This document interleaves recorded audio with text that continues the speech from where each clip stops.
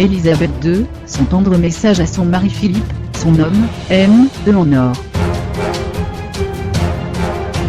Dans l'après-midi du lundi 25 décembre 2017, après avoir assisté à la messe de Noël, faisant au passage le bonheur de centaines d'habitants des environs, et en particulier d'une mère célibataire, puis s'être attablé autour du repas organisé par la reine Élisabeth II, le prince Charles et la duchesse Camilla, le duc et la duchesse de Cambridge. Le prince Harry et Meghan Markle ainsi, et les autres membres de la famille royale britannique, se sont installés dans l'un des salons de Sandringham House, la résidence royale dans le Norfolk. Pour un moment sacré, l'allocution télévisée de la monarque, qui a justement choisi de mettre en exergue, écoutée par ses millions de sujets, la notion de foyer.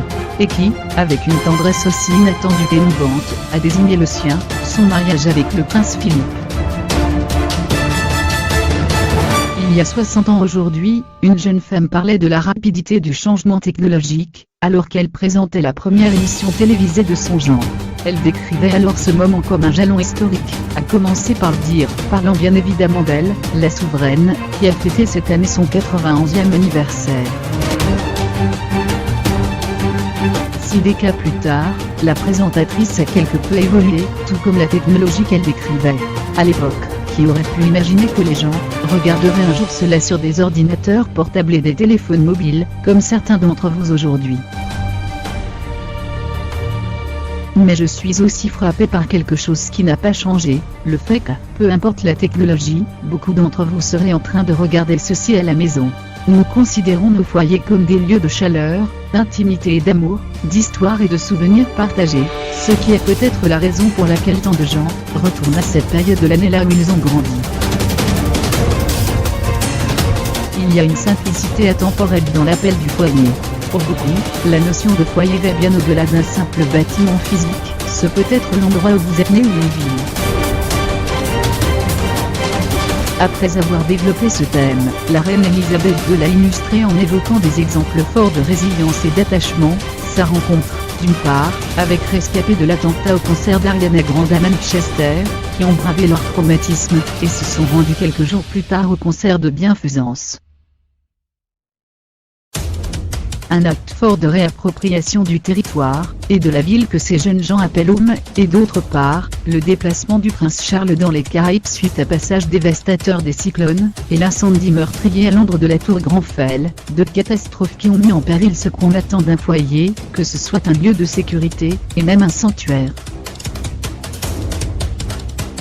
Son homme, Élisabeth II, c'est le couple qu'elle forme depuis plus de 70 ans avec le prince Philippe, son mari depuis le 20 novembre 1947. Son refuge, son havre de paix et sa zone de sécurité. À l'occasion de leur noces d'or, il y a 20 ans, la reine avait évoqué le soutien indéfectible de son époux. Il a été, pour dire les choses simplement, ma force et mon été durant toutes ces années, déclarait-elle. Moi-même comme l'ensemble de sa famille, nous avons envers lui une dette bien plus grande que ce qu'il revendiquerait, ou que nous en aurons jamais conscience. À l'occasion de ce message de Noël 2017, quelques semaines après leur 70e anniversaire de mariage, et quelques mois après la retraite du duc d'Édimbourg, elle prolonge cet hommage vibrant. Réfléchir à ces événements, dit-elle en parlant des drames évoqués plus haut, me rend encore plus reconnaissante envers les bienfaits du foyer et de la famille, et en particulier envers ses 70 ans de mariage. J'ignorais que quelqu'un avait inventé le terme noces de platine pour un 70e anniversaire de mariage, à ma naissance. On ne s'attendait pas, alors, à vivre aussi longtemps. Même le prince Philippe a décidé qu'il était temps de lever un peu le pied, ayant, comme il l'a dit laconiquement, fait sa part. Mais je sais que son soutien et son sens de l'humour sans pareil resteront tout aussi forts, alors de profiter de passer du temps à Noël avec notre famille, et de nous préparer à y accueillir de nouveaux membres l'an prochain.